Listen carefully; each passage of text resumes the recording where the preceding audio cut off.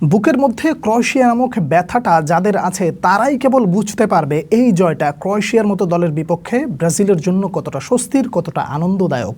সত্যি কথা বলতে নেইমারের ওই কান্নাটা আজও ভুলতে পারেনি, যেই কান্নাটা নেইমারকে অসহায় লাগছিল, যেই কান্নাটা নেইমারের মতন একটা গ্রেট ফুটবলারকে কাঁদতে বাধ্য করেছিল। সেই ব্যথাগুলো ভুলে গিয়ে ক্রোয়েশিয়ার বিপক্ষে ব্রাজিল যখন মাঠে নামবে তখন একটাই শুধু চিন্তা ছিল, নেইমারের কান্নাটা কি ফেরত দেওয়া যাবে?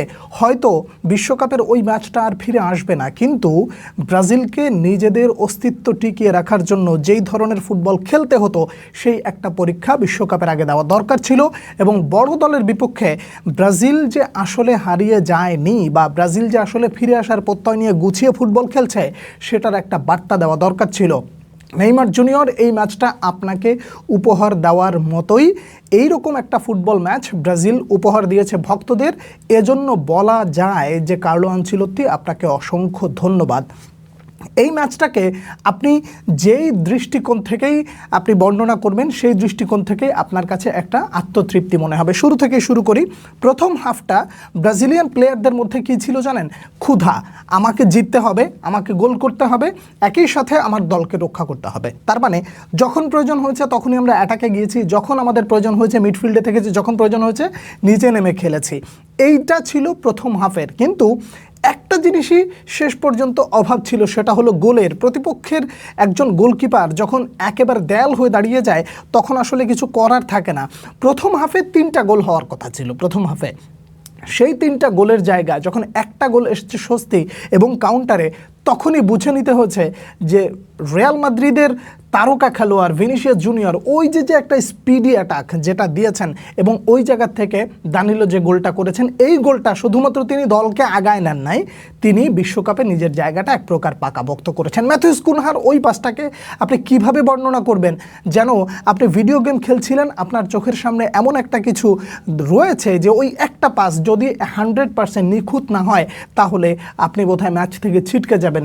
যেমন ছিল পাস তেমন ছিল রান, তেমন ছিল মানে কি বলে গোলটা যে করলো দানিলো, সেই গোলের অ্যাসিস্টটা, মানে প্রত্যেকটা জিনিস ছিল একেবারে চোখের শান্তি। এরপরে আপনি যখন সেকেন্ড হাফের খেলাটা দেখতে আসবেন তখন আপনার কাছে বোরিং লেগেছে, নিঃসন্দেহে, এতে কোনো সন্দেহ নাই। তার কারণ ব্রাজিল নিজেদের অর্থ থেকে বল সারভাইভ করছিল বারবার। মার্কুইনহোসকে ধন্যবাদ দিতে হয়, প্রত্যেকটা জায়গায় তিনি ছিলেন একেবারে দ্য ওয়ান ম্যান আর্মি এই দলটাকে রক্ষা করার জন্য, বা ক্রোয়েশিয়ার বিপক্ষে তিনি যা করে দেখিয়েছেন সেটা আসলেই দুর্দান্ত। আপনি হয়তোবা গোলের আনন্দে মেতে আছেন, জয় হয়েছে এই জন্য আপনি হয়তোবা এই মুহূর্তে অনেক কিছু আপনার চোখের সামনে থেকে আড়াল হয়ে যাবে, কিন্তু মার্কুইনহোস এই ম্যাচে যেটা করেছে সেটা আসলেই দৃষ্টিনন্দন বললেও ভুল হবে। কার্লো আনচেলত্তি তাকে পেয়ে নিশ্চয়ই একটা স্বস্তির নিঃশ্বাস ফেলবেন।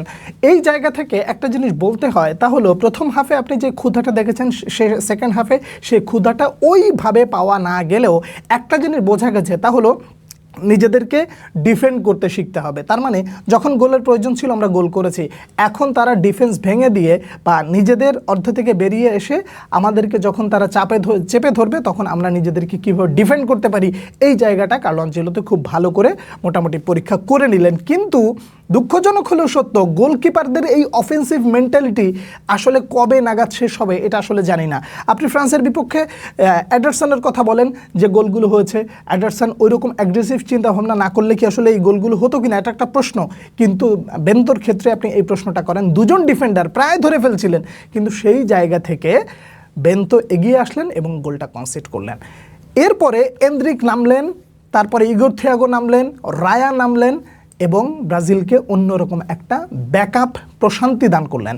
ব্যাকআপ প্রশান্তি কেন বললাম বলুন তো? বেঞ্চ থেকে নেমে এসে ব্রাজিলকে এরকম একটা জয় দেওয়াটা আসলে যে দরকার ছিল সেইটা ব্রাজিল এতদিন ধরে খুঁজছে, ভক্ত হিসেবে আপনিও খুঁজছিলেন, এবং এক গোলে যখন ড্র হয়ে গেছে সেই সময়টা থাকা অবস্থায় আপনি চিন্তা করছিলেন যে এইভাবেও কি আসলে ম্যাচটা মানে ড্র করব, এই যে বাজে ফুটবল খেলবো সেকেন্ড হাফে, এইটা এক ধরনের স্ট্র্যাটেজি, এটা আপনাকে মেনে নিতে হবে। এবং ইগোর থিয়াগোর গোলের পরে যে রিয়াকশানটা, এই রিয়াকশানটাকে আপনি আসলে কীভাবে বর্ণনা করবেন?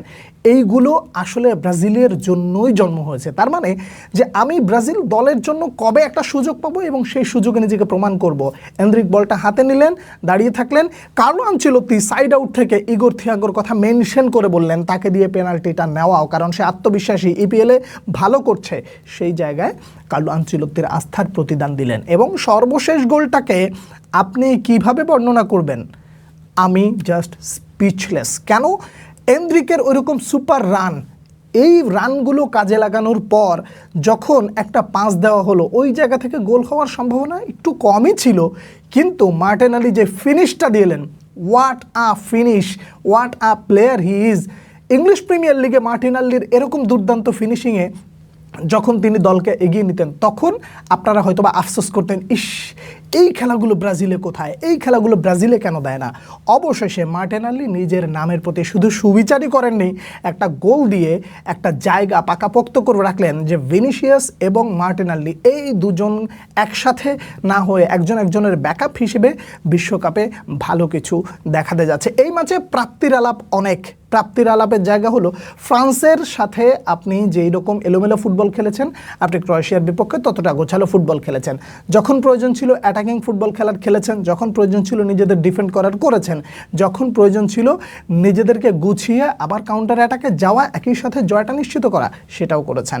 যদি আপনি অপ্রাপ্তির জায়গা বলেন, তাহলে খুব কম আছে অপ্রাপ্তির জায়গা, কিন্তু দুঃখজনক হলেও সত্য, গোলকিপার ওই গোলটা কনসিড না করলে এক প্রকার প্রাপ্তিতে অনেকটাই ভরপুর হতো এই ম্যাচ। আমি যা দেখেছি তাই আপনাদের সামনে তুলে ধরলাম।